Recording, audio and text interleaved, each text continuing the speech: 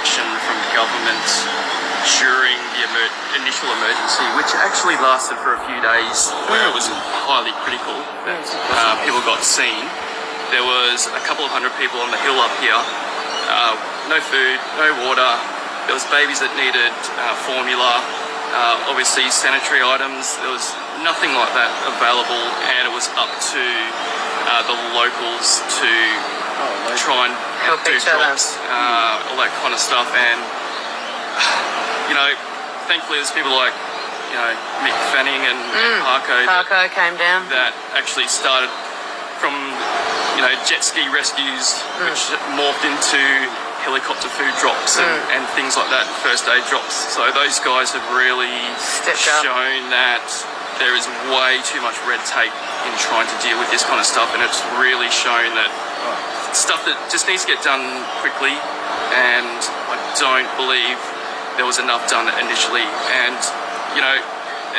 it goes back to infrastructure problems, like there's no, where they put the NBN towers in Woodburn, which controls all the communication in the area. Right up to the Gold Coast, actually. Right up to the Gold Coast. So it's in... It hasn't been on the Gold Coast either, but too. So that's because of the tower in Woodburn, in a highly flood-prone area, run by a third-party operator. So the initial thing that needed to be done was, let's get some mobile communication down here, which exists. Elon Musk thankfully has provided 10 Skylinks, I think they're called, something along those lines. So, to assist in communications. Yeah. Has he provided that to Australia? He has provided 10 units. Isn't that interesting? Just to this area.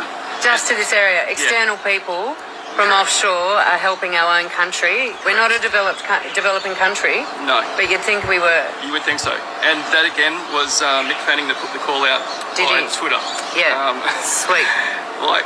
The people are winning, mate. But see, Scott Morrison wouldn't like that. He wouldn't like that happening on his watch. No, well. He'd hate it. Anyway. So initially, communications was key to this. Then the people up on the hill got on Facebook, Twitter, all that kind of stuff, where everybody gets their information from these days. Yeah. They're saying, listen to the radio, tune to the radio. Nobody has radios anymore unless it's internet radio. So, I mean, that's just the society we live in these days, and the government needs to move forward with this kind of technology and understand that that's where people get their information from. 100%. And implement those mobile things straight away. Yeah.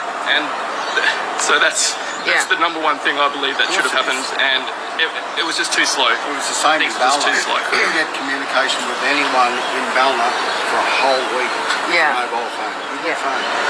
And that's what I was stuck out at our farm. The farm lady that I got property in town, the wife lives in town. I couldn't get in contact with her because I was cut off from Balna. You couldn't get in there. So no phone, no connect. So it's a major obstacle. Mentally it does. It frustrates you because you don't know what's going on. All right, so I'm going to wrap, but I've got some ideas actually. So thank you guys. Thank you. Okay, we'll see. Thank you. Yeah, we'll get there. Thanks for coming.